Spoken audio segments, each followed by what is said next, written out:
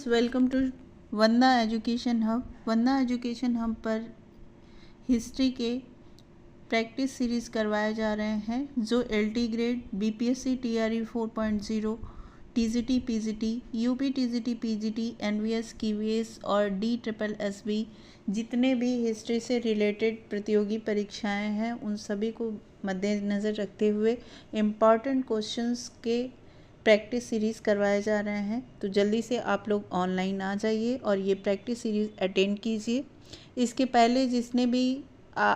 पहले के practice series attend नहीं किए हैं वो हमारे चैनल के प्लेलिस्ट में जाके वो सारे प्रैक्टिस सीरीज़ अटेंड कर सकता है। और सबसे पहले आप लोग हमारे चैनल वंदना एजुकेशन हब को सब्सक्राइब कर लीजिए, लाइक कीजिए, शेयर कीजिए और नोटिफिकेशन के लिए बेल आइकन दबा लीजिए। तो टाइम वेस्ट मत करिए, शुरू करते हैं आज का पहला क्वेश्चन।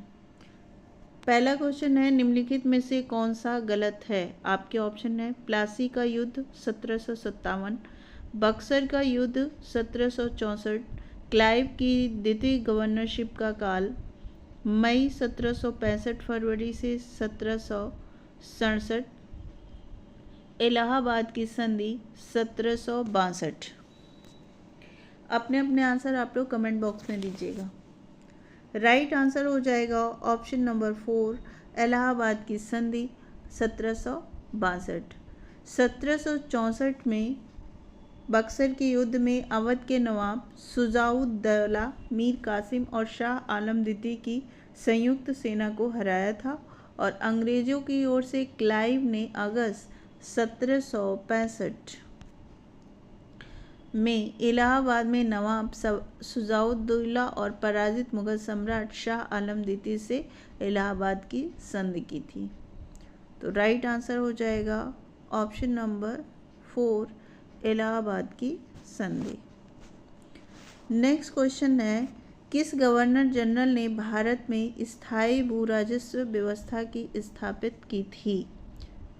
किस गवर्नर जनरल ने भारत में भू राजस्व व्यवस्था स्थापित की थी? आपके ऑप्शन है Lord Cornwallis, Lord Clive, Lord Warren Hastings और लॉर्ड जॉन शोर।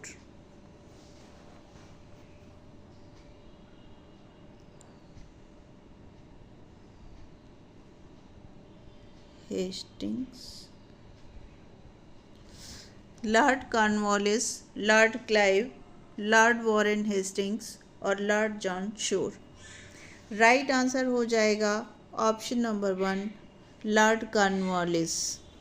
स्थायी बंदोबस्त के अंतर्गत ब्रिटिश भारत का 19% क्षेत्र आता था और इसे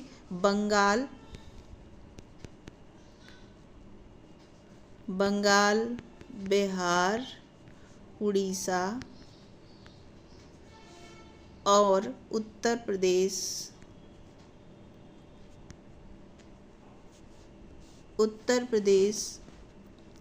के वाराणसी एवं गाजीपुर तथा उत्तरी कर्नाटक के क्षेत्रों में लागू किया था।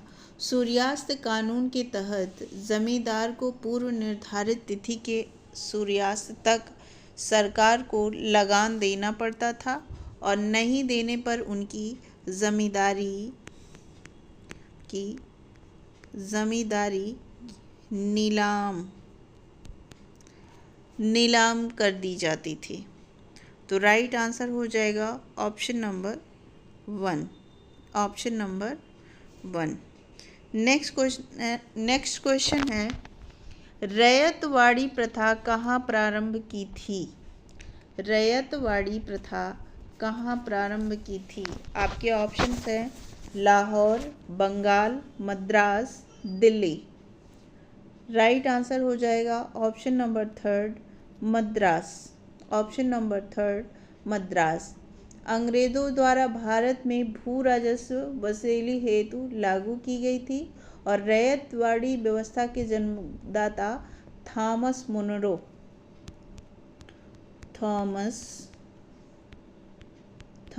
मुनरो व कर्नल रीड कर्नल रीड को माना जाता है? 1792 में कर्नल रीड के प्रयासों से रैयतवाड़ी व्यवस्था को सर्वप्रथम तमिलनाडु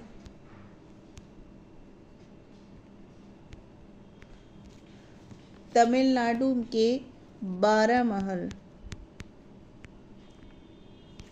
बारामहल जिले में लागू किया गया और इसी व्यवस्था के अंतर्गत ब्रिटिश भारत के 51% भूमि का क्षेत्र आता था और यह व्यवस्था मद्रास, बम्बई, पूर्वी बंगाल एवं असम और कुर्ग में लागू थी तथा सरकार एवं किसान के मध्य कोई बिचौलिया वर्ग नहीं था। इसमें किसानों को उपज का 1/2 भाग राजस्व देना होता था। तो राइट आंसर हो जाएगा option number 3 Madras. Next question है डीरोजियोज कौन थे? आपके ऑप्शन है निरक्षर यूरोपियंस, अंग्रेजी शिक्षित बंगाली युवक, अंग्रेजी शिक्षित जर्मन युवक, उपरोक्त में से कोई नहीं। राइट आंसर हो जाएगा ऑप्शन नंबर 2 अंग्रेजी शिक्षित बंगाली युवक। नेक्स्ट क्वेश्चन है लॉर्ड डलहौजी ने किस एक्ट के द्वारा विधवा पुनर्विवाह को वैध घोषित किया? आपके ऑप्शन है 1852, 1853, 1854, 1855। राइट आंसर हो जाएगा ऑप्शन नंबर 4 1855। 1855 में ईश्वरचंद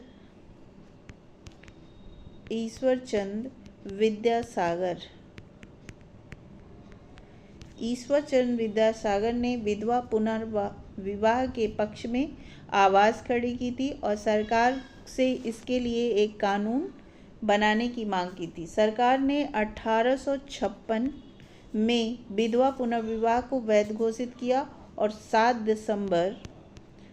दिसंबर 1856 ईस्वी में भारत में पहला कानूनी विधवा विवाह कलकत्ता में संपन्न हुआ। तो राइट आंसर हो जाएगा ऑप्शन नंबर 4। नेक्स्ट क्वेश्चन है राजा राम मोहन राय की मृत्यु के बाद ब्रह्म समाज का नेतृत्व किसने किया? आपके ऑप्शंस हैं द्वारका नाथ टैगोर, केशव चंद्र सेन, देवेंद्र नाथ टैगोर, रामचंद्र विद्यासागर।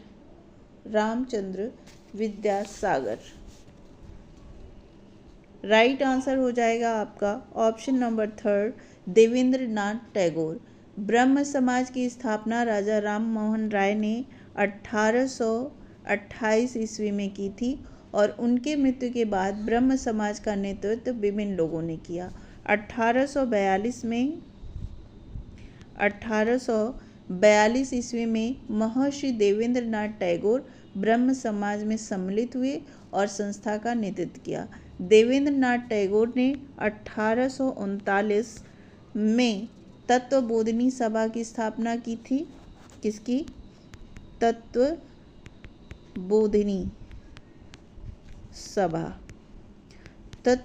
सभा की स्थापना की थी और केशव चंद्र सेन को ब्रह्म समाज का आचार्य नियुक्त किया था। तो राइट आंसर हो जाएगा ऑप्शन नंबर 3।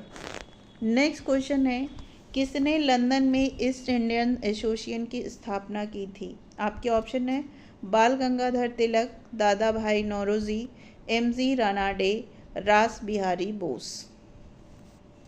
राइट आंसर हो जाएगा ऑप्शन नंबर 2 दादा भाई नौरोजी। दादा भाई नौरोजी ने अपने जीवन काल में सामाजिक और राजनीतिक रूप में से सक्रिय रहे और उन्होंने 1855 से 1869 तक लंदन में प्रवास किया और इसके लिए उन्होंने लंदन इंडियन एसोसिएशन और ईस्ट इंडिया एसोसिएशन को स्थापित किया। नेक्स्ट क्वेश्चन है, बाल गंगाधर तिलक द्वारा राष्ट्रीयता को बढ़ावा देने हेतु अखबार निकाला जाता था। आपके ऑप्शंस हैं केसरी, युगांतर, क्रांति, देशभक्ति। राइट आंसर हो जाएगा ऑप्शन नंबर 1 केसरी। तिलक प्रथम राष्ट्रवादी नेता थे जिन्होंने जनता से निकट संबंध स्थापित करने का प्रयत्न किया और उन्होंने शिवाजी उत्सव और गणपति त्योहार आरंभ किए ताकि जनता में राष्ट्र सेवा की भावना जागे। उन्होंने अपने विचारों के प्रसार के लिए 2 समाचार पत्र अंग्रेजी में, एक मराठा और Marathi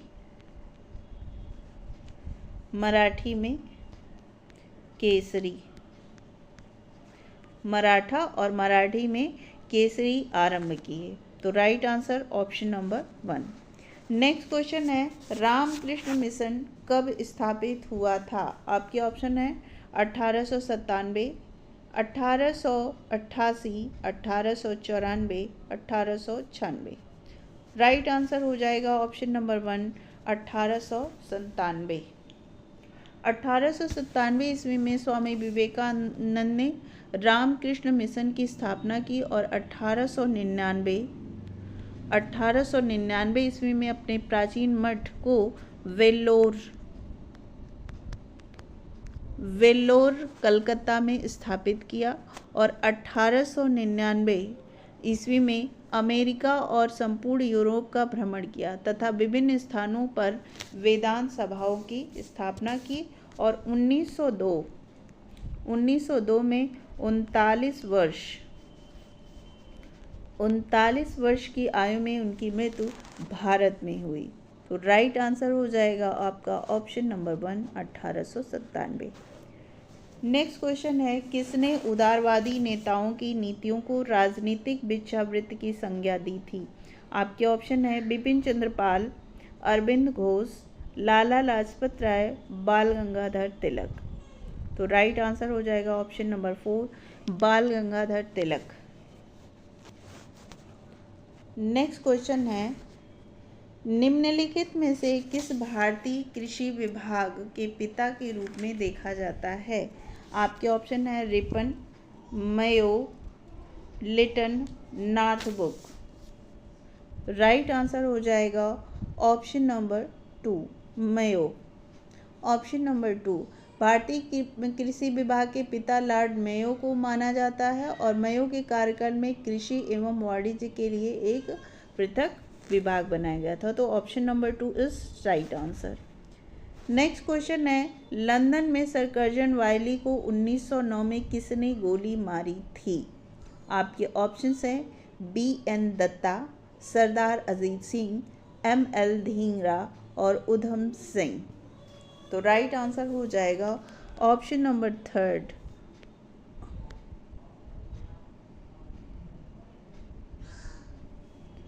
option number 3 ML Dhingra. London में 1 जुलाई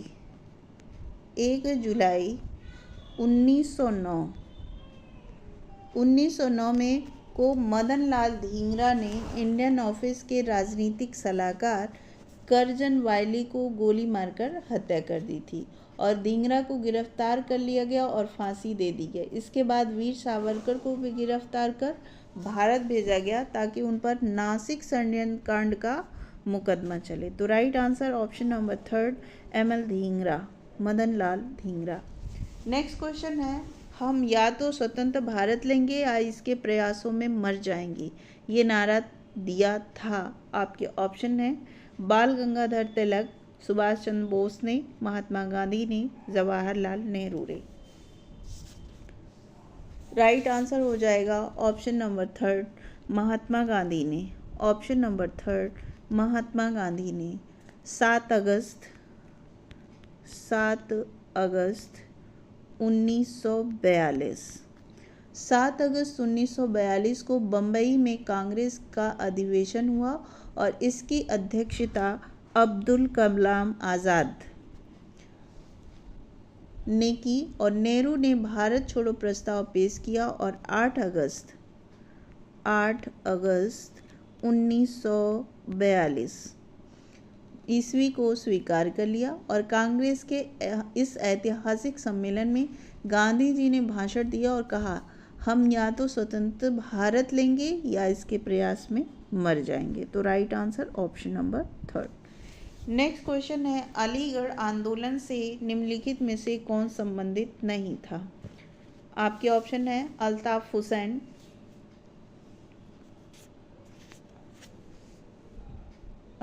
हुसैन, नज़ीर अहमद, मौलाना अब्दुल कलाम आज़ाद, चिराग अली।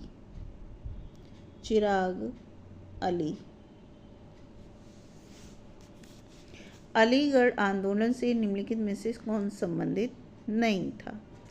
राइट आंसर हो जाएगा ऑप्शन नंबर 3, मौलाना अबुल कलाम आज़ाद। 1875 ईस्वी में सर सैयद अहमद खान ने अलीगढ़ में एक मुस्लिम एंग्लो ओरिएंटल स्कूल आरंभ किया, जहां पाश्चात्य विषय तथा विज्ञान और मुस्लिम धर्म दोनों पढ़ाए जाते थे।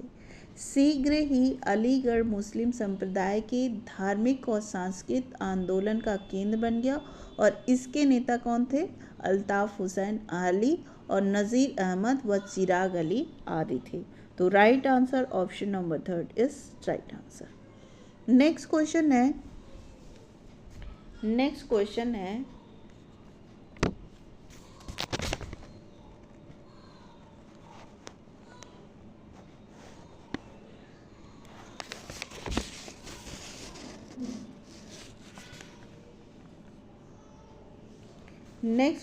है समाचार इंडियन ओपिनियन संबंधित है। आपके ऑप्शन हैं बाल गंगाधर तिलक, गोपाल कृष्ण गोखले से, महात्मा गांधी से, लाला लाजपत राय से। राइट आंसर हो जाएगा ऑप्शन नंबर 3, महात्मा गांधी से। नेक्स्ट क्वेश्चन देखते हैं, किस अधिनियम के अनुसार वर्मा को भारत से पृथक कर दिया गया था? आपके ऑप्शन हैं अधिनियम 1833, अधिनियम 1909, अधिनियम 1919, अधिनियम 1935। राइट आंसर हो जाएगा आपका ऑप्शन नंबर 4, अधिनियम 1935।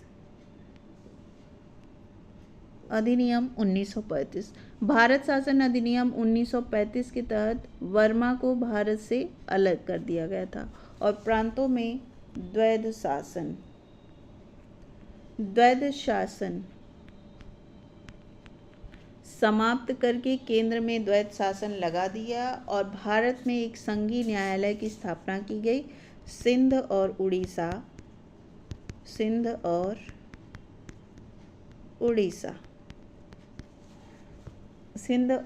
उड़ीसा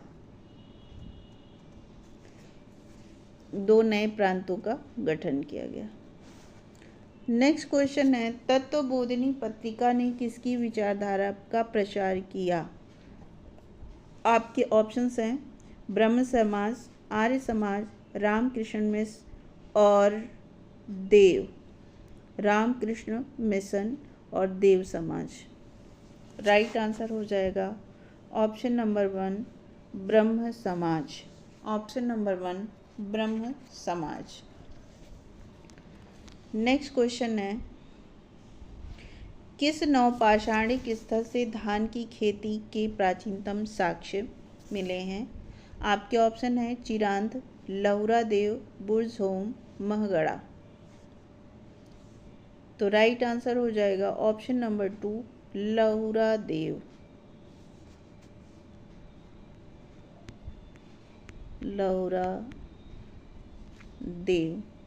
लहुरा Dev is right answer. Next question है, किस हड़प्पा स्थल से एक मानव अस्थि पंजर के निकट एक बकरे का अस्थि पंजर प्राप्त हुआ? आपके ऑप्शन हैं लोथल, कालीबंगा, हड़प्पा, मोहनजोदड़ो। राइट आंसर हो जाएगा option number 1 Lothal. Next question है, मिट्टी की प्राचीन कालीन 275 मोहरें किस पुरास्थल के उत्खनन से प्राप्त हुई? आपके ऑप्शन है मोहनजोदड़ो, गनेरीवाल, कायथा, बसाड़। राइट आंसर हो जाएगा option number 2 Ganeriwal. Next question है, बाल खिल्ले का संबंध किस वेद से है? आपके ऑप्शन है ऋग्वेद, सामवेद, यजुर्वेद, अथर्ववेद। राइट आंसर है ऑप्शन नंबर 1 ऋग्वेद। ऋग्वेद क्या है? सबसे प्राचीन वेद है।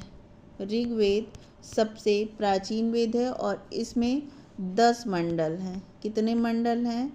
10 मंडल हैं तथा 1028 सूक्त हैं। 1028 सूक्त हैं। बाल खिल्ल का संबंध किससे है? ऋग्वेद से है और ऋग्वेद की रचना आर्यों ने वैदिक काल 1500 ईसा पूर्व से 1000 ईसा पूर्व में की थी और इस समय शिक्षा का माध्यम क्या था? मौखिक था और वेदों को याद किया जाता था। तो राइट आंसर ऑप्शन नंबर 1। निम्न में से किस वेद में आहुति संबंधी सूत्र समाहित हैं? आपके ऑप्शन है ऋग्वेद, अथर्ववेद, सामवेद, यजुर्वेद। तो राइट आंसर हो जाएगा ऑप्शन नंबर 4 यजुर्वेद। यजुर्वेद में आहुति यानी बलिदान संबंधी सूत्र समाहित हैं और यजुर्वेद के मंत्रों का उच्चारण करने वाला पुरोहित अधुर्व कहलाता है। और सामवेद का संबंध किससे है? गायन और संगीत से। नेक्स्ट क्वेश्चन है, निम्नलिखित में से कौन वेदांग का हिस्सा नहीं है? आपके ऑप्शन है ज्योतिष, कल्प, निरुक्त, आगम। तो राइट आंसर हो जाएगा ऑप्शन नंबर 4 आगम। नेक्स्ट क्वेश्चन है, पीपर हवा जिसका समीकरण कपिलवस्तु से किया जा रहा है उत्तर प्रदेश के किस जनपद में स्थित है? आपके ऑप्शन है, ये पीपर हवा नहीं पिपरा हवा है।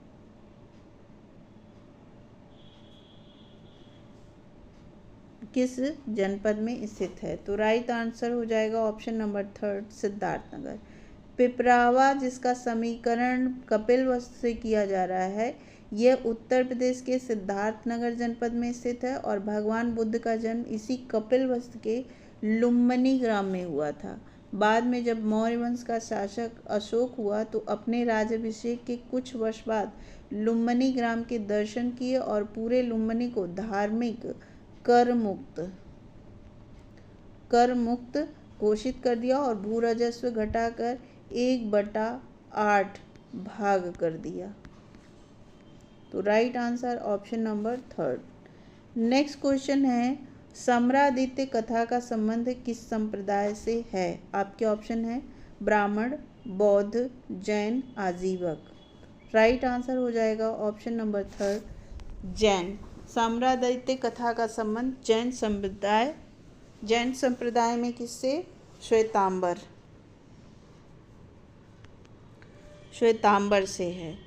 तो फ्रेंड्स, आपको आज की क्लास कैसी लगी? अपना फीडबैक देना ना भूलें और प्लीज़ प्लीज़ प्लीज़ वीडियो को लाइक, शेयर और सब्सक्राइब कीजिए और नोटिफिकेशन के लिए बेल आइकन दबाना मत भूलिएगा। मिलते हैं नेक्स्ट वीडियो में नेक्स्ट टॉपिक के साथ।